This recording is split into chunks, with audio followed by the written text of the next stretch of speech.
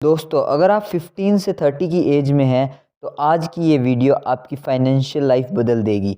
इसकी गारंटी मैं आपको देता हूँ। आज मैं आपके लिए वर्ल्ड की बेस्ट फाइनेंशियल नॉलेज देने वाली book rich dad poor dad जो रॉबर्ट कियोसाकी के द्वारा लिखी गई है। इस बुक के आपको 5 इम्पोर्टेंट लेसन बताने वाला हूँ जिन्हें आप अपनी लाइफ में अप्लाई करके आप बहुत ही जल्द अमीर बन सकते हैं। इस बुक की कहानी ऑथर की खुद की रियल लाइफ स्टोरी है। ऑथर के 2 फादर थे। एक फादर जो बहुत ही पढ़े लिखे थे और एक टीचर थे, बट वो फाइनेंशियली वीक थे, इसलिए ऑथर ने उन्हें पुअर डैड का टाइटल दिया है। और दूसरी तरफ उसके दूसरे डैड जो सिर्फ 8वीं पास थे, बट वो फाइनेंशियली एजुकेटेड है, इसलिए उनके पास काफ़ी पैसा है। ऑथर ने उन्हें रिच डैड का टाइटल दिया है। ऑथर अपने दोनों फादर को कंपेयर करते हैं और इससे ऑथर रिच और पुअर लोगों की आदतें, सोचने का पैटर्न और गलतियां बताते हैं। रिच डैड ने मनी से रिलेटेड बहुत इंपॉर्टेंट लेसन बताए हैं जो लाइफ में सक्सेसफुल होने और अमीर बनने के लिए बहुत ज़रूरी है। लेसन 1, रिच लोग पैसे के लिए काम नहीं करते बल्कि पैसा उनके लिए काम करता है। ऑथर के पुअर डैड का यह मानना था कि अच्छी डिग्री लो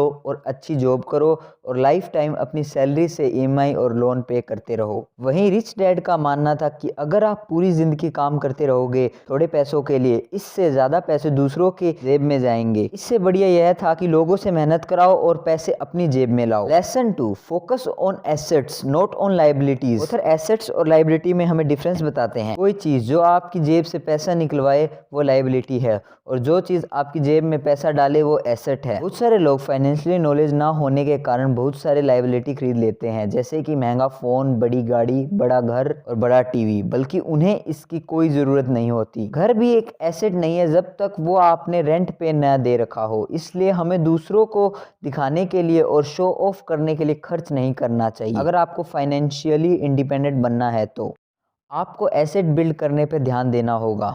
हमेशा पैसा आने के बाद हमें यह नहीं सोचना है कि मुझे ये खरीदना है, वो खरीदना है, बल्कि हमें सोचना चाहिए कि हम इस पैसे से और पैसे कैसे कमा सकते हैं। Lesson 3, change your mindset.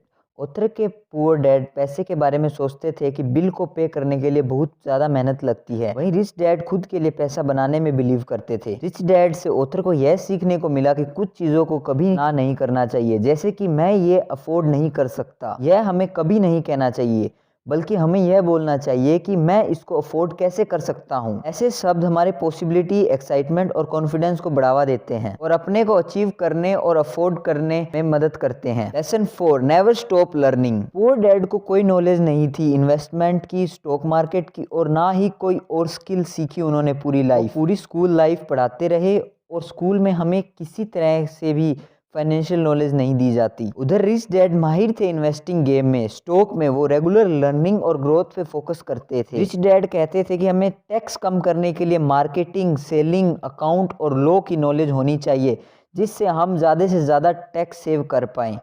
Rich dad का एटीट्यूड पैसे के प्रति यह था कि सब बुराइयों की जड़ पैसे की कमी होती है और पुअर डैड का यह मानना था कि पैसा ही सब बुराइयों की जड़ है। Lesson 5, fear and self doubt.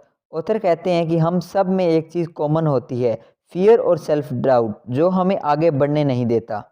हर कोई अमीर बनना चाहता है पर रिस्क और डर का सामना कोई नहीं करना चाहता। हम ज़्यादातर टाइम पैसे के टॉपिक को अवॉइड करते हैं, इस वजह से हम उस पैसे को इन्वेस्ट भी नहीं करते।